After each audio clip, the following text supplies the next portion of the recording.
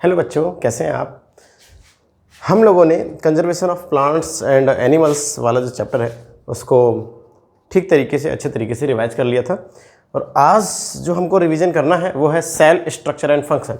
ध्यान दें कि हमारा जो रिवीजन है वो पीछे से चल रहा है।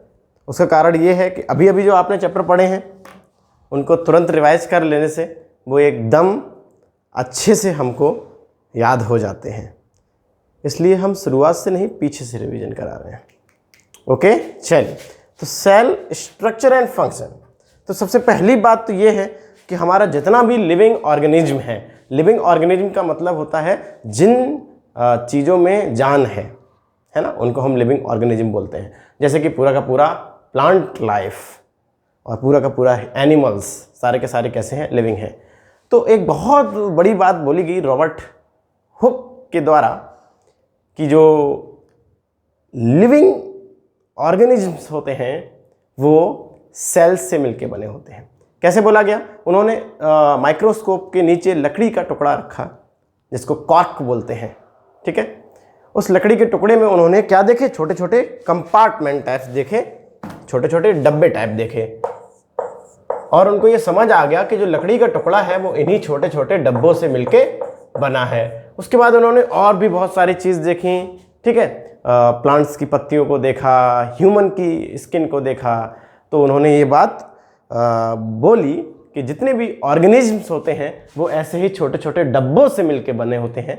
जैसे कि एक मकान छोटी छोटी ईंट से मिलके बना होता है, वैसे ही पूरा का पूरा ऑर्गेनिज्म मिलियंस छोटे छोटे डब्बों से मिलके बने होते हैं। इन्हीं डब्बों का नाम क्या दिया गया? सेल नाम दिया गया। ओके, तो cell is the structural and functional unit of life. मतलब सेल के कारण ही हमारे शरीर को स्ट्रक्चर मिला है और सेल्स के कारण ही हमारा शरीर फंक्शन करता है।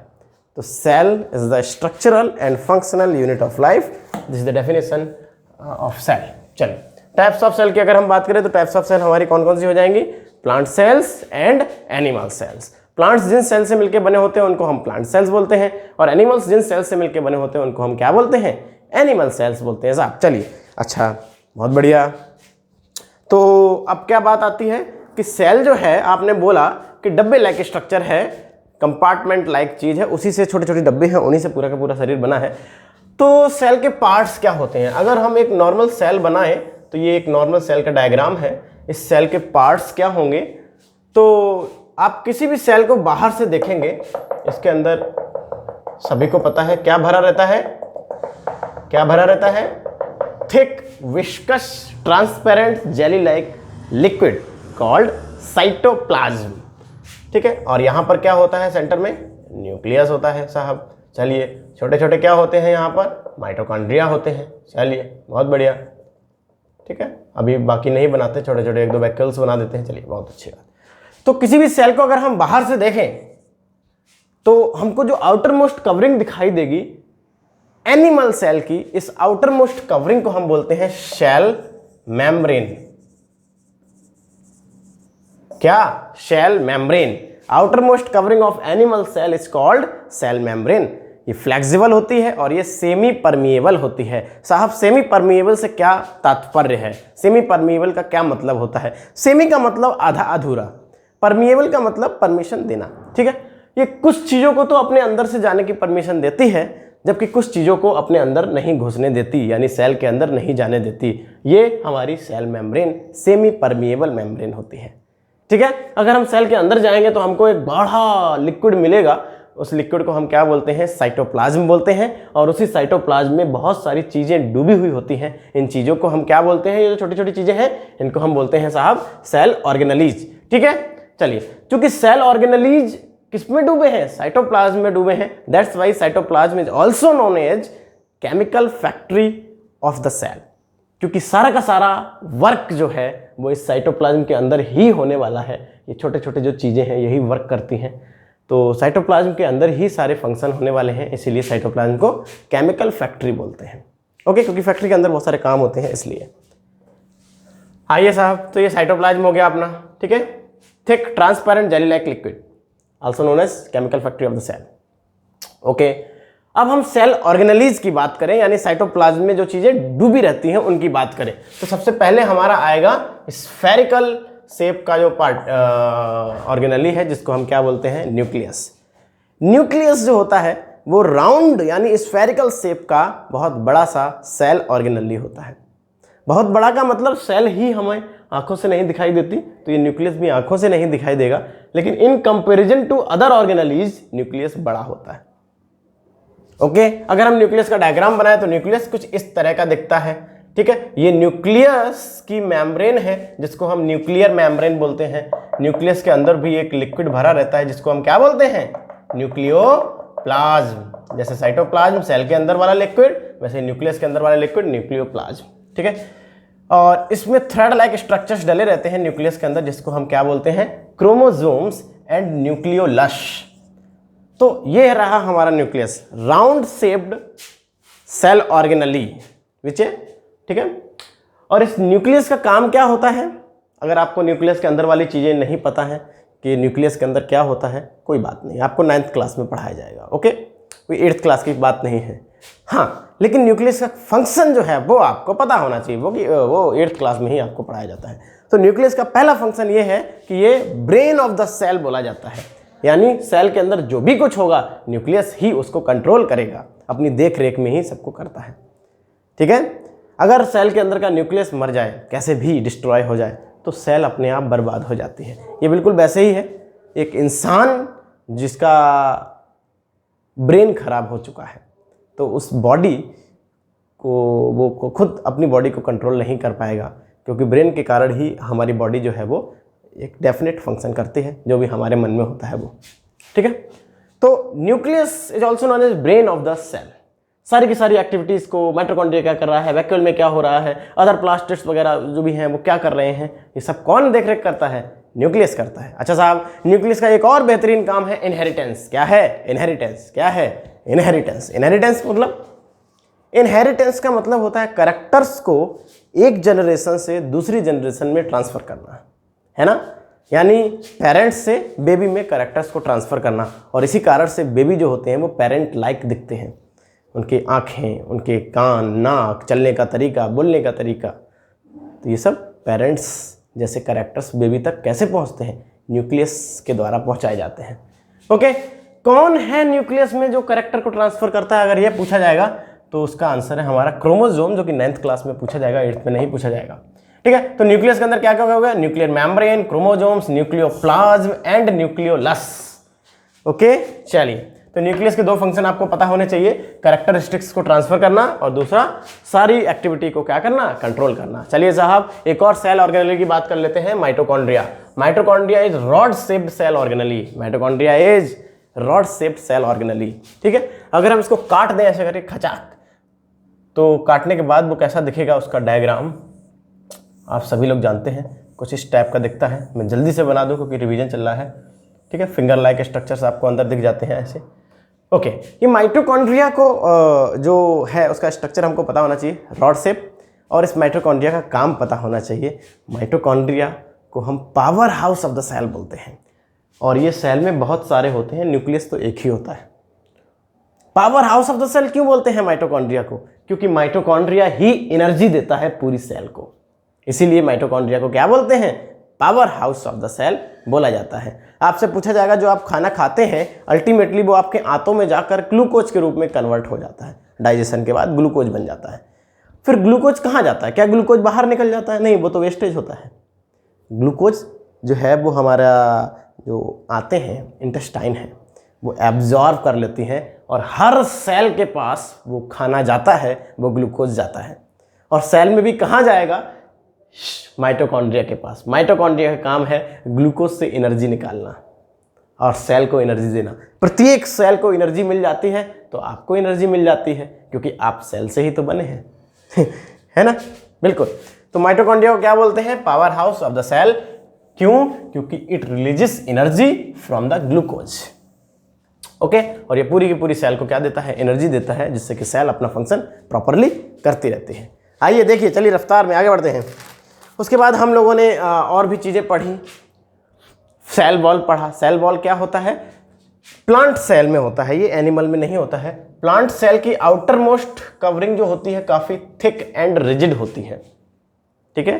एनिमल में तो एक ही कवरिंग होती है जिसको हम सेल मेम्ब्रेन बोलते हैं, परंतु प्लांट में दो होती हैं, एक आउटर मोस्ट जिसको सेल वॉल बोलते हैं और एक उसके अंदर जिसको सेल मेम्ब्रेन बोलते हैं। उसके अंदर का मामला लगभग सेम है, लेकिन बाहर सेल वॉल एक एक्स्ट्रा है प्लांट सेल में।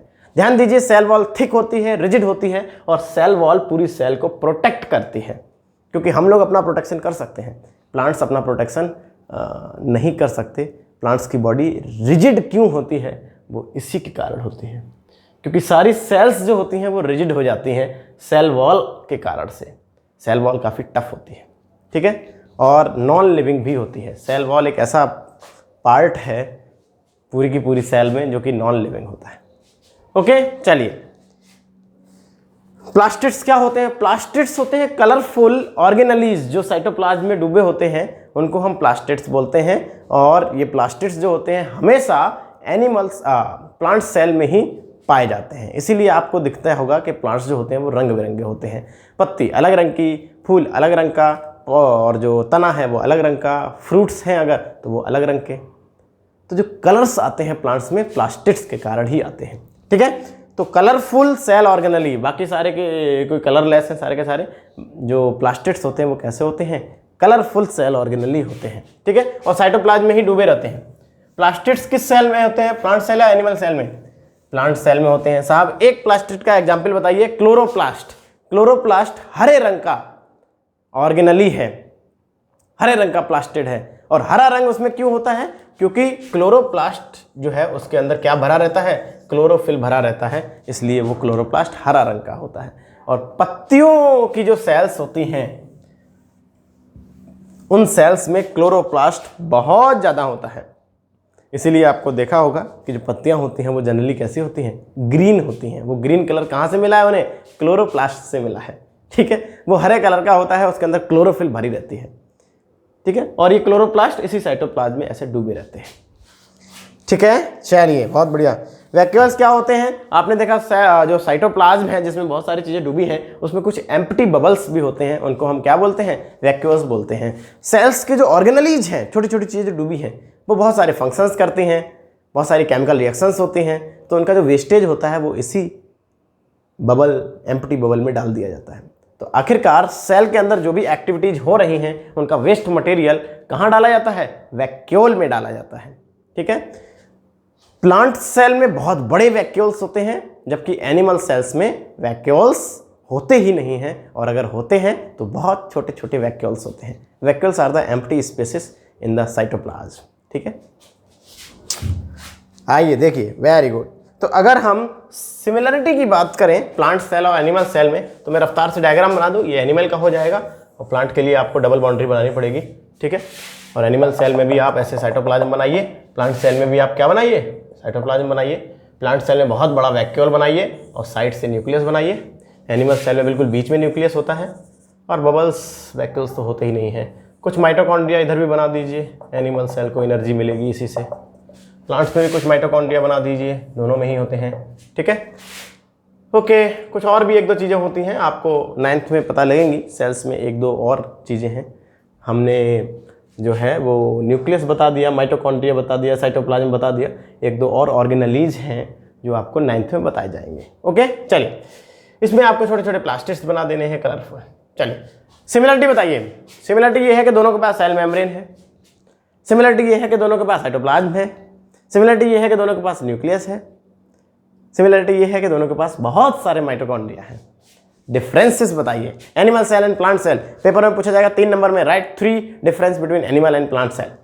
तो आप बोलोगे plant cell has cell wall, animal cell doesn't have cell wall. Plant cells के पास सेल वॉल होती है, एनिमल सेल्स के पास सेल वॉल नहीं होती है। प्लांट सेल के पास न्यूक्लियस जो होता है वो साइड में होता है, एनिमल सेल का न्यूक्लियस लगभग सेंटर में होता है।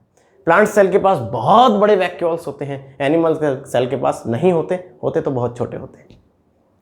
प्लांट सेल्स के पास कलरफुल ऑर्गेनेलीज होते हैं जिनको प्लास्टिड्स बोलते हैं। एनिमल सेल के पास कोई भी कलरफुल ऑर्गेनेली नहीं होता है, कोई भी प्लास्टिड्स नहीं होते हैं। तो बहुत सारे डिफरेंसेस आपको पता चले। ओके, मैं रफ्तार में करा रहा हूँ क्योंकि रिवीजन है तो एक बार बोल रहा हूँ, ज़्यादा रिपीट करने की कोशिश नहीं कर रहा, फिर लंबा हो जाएगा, फिर रिवीजन नहीं लगेगा, है ना, बिल्कुल। तो आप कॉपी को अपने सामने रखिए और पढ़ते रहिए, या बिल्कुल, बहुत बढ़िया बहुत बढ़िया बहुत बढ़िया, सारा रिवाइज हो जाएगा आपका। ठीक है, बढ़िया से पढ़िए, वेरी गुड।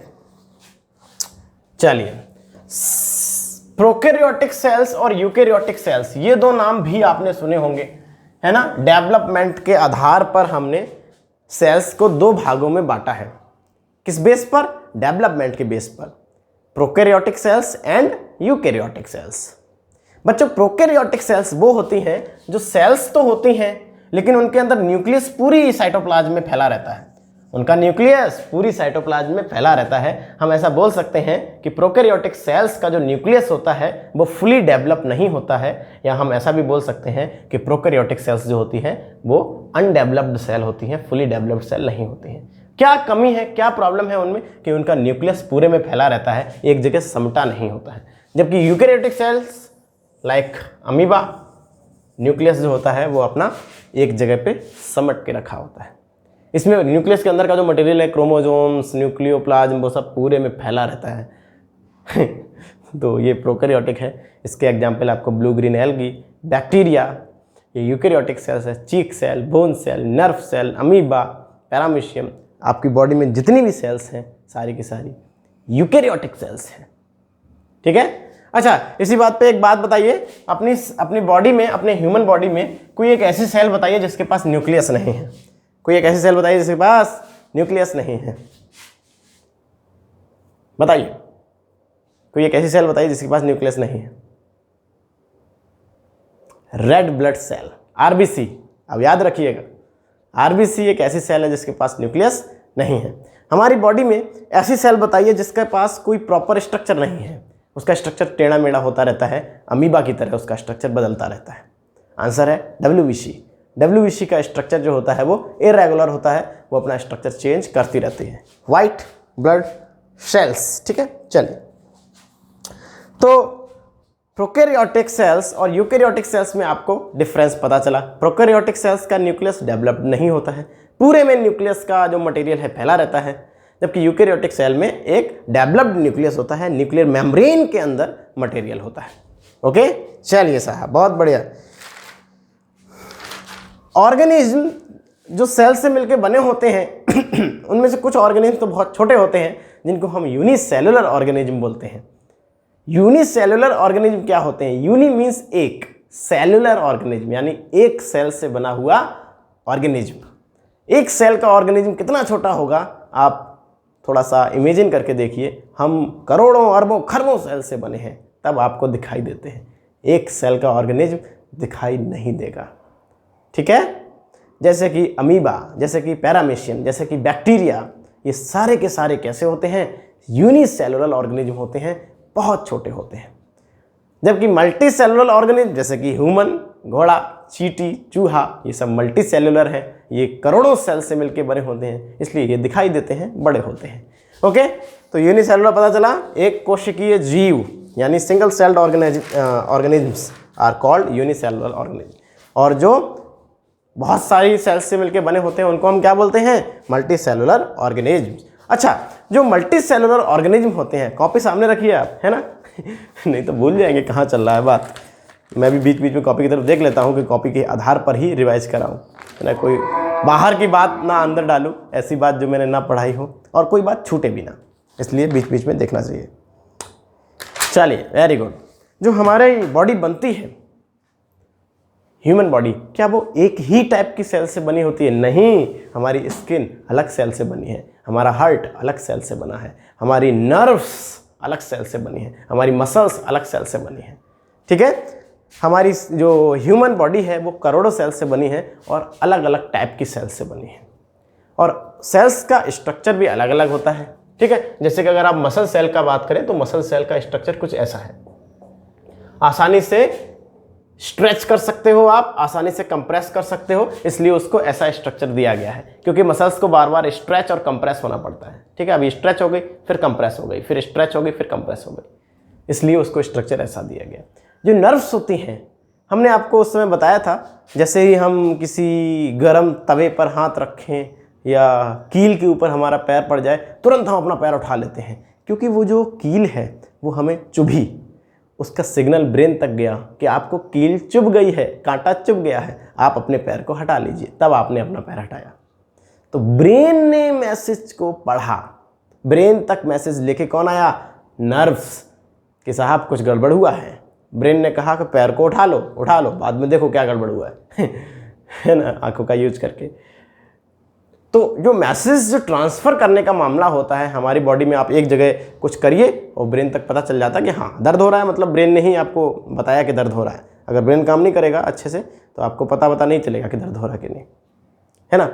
तभी आपने देखा होगा कुछ लोगों को क्या कर दिया जाता है? एनेस्थीसिया दिया जाता है, बेहोश कर दिया जाता है ऑपरेशन से पहले, ठीक है। और बेहोशी की हालत में आप काट छाट कर दीजिए, उसके कोई ऑपरेशन कर दीजिए तो उसे पता नहीं चलता है, दर्द नहीं होता है ना, क्योंकि उनकी जो नर्व्स होती हैं उनको रिलैक्स कर दिया जाता है कि अब आप काम ना कीजिए। अगर हम काटें कुछ तो मैसेज को ब्रेन तक ना पहुंचाइए, नहीं तो जो लेटा हुआ है पेशेंट वो डर जाएगा दर्द के कारण से। तो मैसेज को ट्रांसफ़र करने का काम नर्व्स का होता है, न्यूरॉन्स। नर्व सेल को हम क्या बोलते हैं? न्यूरॉन। ये शब्द भी आपकी किताब में मिल जाएगा, न्यूरॉन्स। नर्व सेल्स काफ़ी लंबी होती हैं, थ्रेड लाइक होती हैं, खिंची हुई होती हैं, क्योंकि जितनी लंबी सेल होगी उतना जल्दी वो मैसेज को ट्रांसमिट करेगी। तो फंक्शन के आधार पर उसको स्ट्रक्चर दिया गया है। मसल सेल्स को आसानी से आप स्ट्रेच और कंप्रेस कर सकते हैं, इसलिए मिटाल दिया मैंने, ऐसा स्ट्रक्चर था। नर्व सेल का स्ट्रक्चर आपको पता है ना, अगर मैं जल्दी से बना दूं तो इस टाइप का खिंचा हुआ स्ट्रक्चर, ब्रांच्ड, नीचे भी ब्रांचेस ऊपर भी ब्रांचेस, जिससे कि वो अदर सेल से कनेक्ट हो सके। यहाँ पर आपको न्यूक्लियस मिल जाएगा, ये साइटोप्लाज्म मिल जाएगा, और यहाँ पर ये आपको इस टाइप का स्ट्रक्चर मिल जाएगा। इसको हम क्या बोलते हैं? न्यूरॉन या नर्व सेल बोलते हैं। ओके, इसका काम क्या होता है? मैसेज को ट्रांसफर करना है, लंबी लंबी होती हैं। आरबीसीज जो होती हैं वो बालूशाही टाइप की होती हैं, गोल गोल, क्योंकि उनको लुढ़कना होता है नसों के अंदर। जो ब्लड वेसल्स होती हैं, नसें, उनके अंदर वो लुढ़कती रहती है, इसलिए उसको कैसा बनाया गया है? गोल गोल, कि लुढ़कने में कोई दिक्कत ना हो। तो स्ट्रक्चर्स देख सकते हैं आप, जो मल्टी सेलुलर ऑर्गेनिज्म है वो अलग अलग स्ट्रक्चर की सेल से मिलकर बना होता है। ओके, चलिए, बहुत बढ़िया। सबसे छोटी सेल क्या है? सबसे छोटी सेल आप बैक्टीरिया बोलोगे। सबसे बड़ी सेल क्या बोलोगे आप? ऑस्ट्रिच का एग। जो एग होता है वो सिंगल सेल होता है, ऑस्ट्रिच का एग जो होता है वो सबसे बड़ा होता है। चलिए, सेल्स जब मिलती हैं तो क्या बनता है? टिश्यू। और टिश्यू जब मिलता है तो क्या बनता है? ऑर्गन। ऑर्गन्स जब मिलते हैं तो एक ऑर्गन सिस्टम बनता है, और जब ऑर्गन सिस्टम्स मिलते हैं तो पूरा का पूरा ऑर्गेनिज्म बनता है। ठीक है, देखिएगा जरा, ये लास्ट बात है, मैं सही से समझा दूं। जैसे मान लीजिए मैंने एग्जाम्पल लिया था मसल सेल का, ये मसल सेल है, और ऐसी बहुत सारी मसल सेल बनेंगी तो मसल टिश्यू बन जाएगा। मसल सेल्स के मिलने से क्या बन जाता है? मसल का टिश्यू बन जाता है, इस टाइप से। तो इसको हम बोलेंगे मसल टिश्यू। जब बहुत सारी सेल्स मिल जाती हैं और एक पर्टिकुलर फंक्शन करती हैं तो उसको टिश्यू बोलते हैं। ठीक है, इसका काम क्या है? चीज़ों को उठाना, है ना। मसल्स का काम क्या होता है? चीज़ों को उठाना और लड़ाई दंगा करना है ना। हम पूरा का पूरा जो वर्क करते हैं उसमें मसल्स हमारी काफ़ी ज़्यादा खेलना कूदना, तो मसल्स के कारण ही सब संभव है। आइए, जब टिश्यूज मिलते हैं, ये टिश्यू है, सेल से बना है, जब टिश्यूज मिलते हैं तो ऑर्गन बनता है, जैसे कि हार्ट ऑर्गन है, लंग्स ऑर्गन है, आर्म्स ऑर्गन्स हैं। ठीक है, और प्लांट्स में अगर हम बात करें तो स्टेम ऑर्गन है, ब्रांच ऑर्गन है, फ्लावर ऑर्गन है। ठीक है, जब ऑर्गन्स मिलते हैं तो ऑर्गन सिस्टम बनता है साहब, जैसे कि डाइजेस्टिव सिस्टम। आप डाइजेस्टिव सिस्टम को देख रहे होंगे, इसमें बहुत सारे ऑर्गन्स मिले हैं। इस टाइप से अगर मैं बहुत रफली डायग्राम बनाऊं जल्दी में, इस टाइप से बनेगा। ठीक है, यहाँ पे अंदर छोटी आंत, चलिए इधर पैंक्रियाज और इधर हो जाएगा आपका लीवर। चलिए बढ़िया। तो ये हमारा एक डाइजेस्टिव सिस्टम, इसमें बहुत सारे ऑर्गन्स मिले हैं। ऑर्गन्स मिलते हैं तब एक ऑर्गन सिस्टम बनता है। Digestive system, circulatory system, reproductive system, respiratory system, है ना।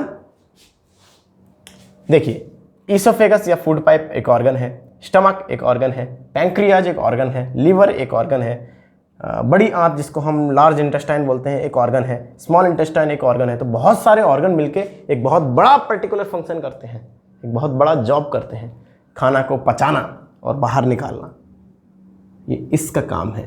ठीक है, तो ऐसे बहुत सारे ऑर्गन सिस्टम्स जब मिलेंगे, है ना, respiratory system, excretory system, reproductive system, circulatory system, skeleton, ये सारे के सारे जब मिलेंगे तब एक ऑर्गेनिज्म बनेगा। ओके, तो आपको पता होना चाहिए सेल्स के मिलके क्या बनता है, टिश्यू, टिश्यू मिलता है तो ऑर्गन बनता है, ऑर्गन्स जब मिलते हैं तो ऑर्गन सिस्टम बनता है, एंड देन ऑर्गेनिज्म। ओके बच्चों, बिल्कुल। तो उम्मीद है आपको ये चैप्टर पूरा का पूरा अच्छे से रिवाइज हो गया होगा। आपको जो इंपॉर्टेंट बातें इसमें ध्यान रखनी है वो ये, प्लांट सेल और एनिमल सेल में 3 डिफरेंस, मिनिमम 3 डिफरेंस आपको पता होने चाहिए। न्यूक्लियस का वर्क आपको पता होना चाहिए, माइटोकॉन्ड्रिया पता होना चाहिए क्या होता है, उसका काम क्या होता है ना। सेल वॉल नॉन लिविंग होती है और केवल प्लांट सेल्स में होती है, ये भी आपको पता होना चाहिए। प्रोकैरियोटिक सेल और यूकैरियोटिक सेल्स क्या होती हैं ये पता होना चाहिए, कम से कम इतना आपको पता होना चाहिए, ये हमेशा पेपर में पूछा जाता है। ठीक है, और बाकी कभी कभार टिश्यू की डेफिनेशन लिखवा लेते हैं, ग्रुप ऑफ सेल्स। ठीक है, तो ये डेफिनेशंस भी कभी कभार छोटी मोटी लिखवा लेते हैं। तो इन बातों को ध्यान में रखते हुए आप अपने पूरे चैप्टर को रिवाइज करें, और एक काम जो आप कभी नहीं कर रहे हैं वो है अपनी NCERT की एक्सरसाइज पढ़ना। बच्चों, हमने पूरा चैप्टर पढ़ लिया है और यकीनन आप एक्सरसाइज के मोस्ट ऑफ द क्वेश्चंस को आंसर दे लेंगे। अगर आपकी इंग्लिश अच्छी नहीं है तो आपको जो नोट्स में लिखाया गया है उस इंग्लिश को यूज करें, और अगर आपकी इंग्लिश अच्छी है तो अपनी लैंग्वेज में बात को लिखने का प्रयास किया करें, क्योंकि जब आप अपनी लैंग्वेज में लिखेंगे तो धीरे धीरे आपकी इंग्लिश सुधरती जाएगी। ठीक है, और अच्छी होती जाएगी। लेकिन अगर बहुत बेकार है तो आप उसी लैंग्वेज को लिखें जो लैंग्वेज में आपको लिखाई गई है। ठीक है, क्योंकि फिर आपके स्पेलिंग मिस्टेक्स बहुत होने लगेंगी। अपने मन से लिखेंगे तो ग्रामर ज़्यादा चेक नहीं किया जाता, लेकिन फिर भी थोड़ा बहुत तो किया ही जाता है चेक, है ना। ऐसे ही कहीं आप हैज़ बीन और बाज बार नहीं लगा लेंगे, तो इन सब का बात थोड़ा सा ध्यान रखा जाता है। चलिए, आज की क्लास में इतना ही। सभी बच्चे अच्छे से पढ़ते रहें। कोई क्वेश्चन अगर ना समझ आए तो ज़रूर हमसे पूछिए। Okay, thank you.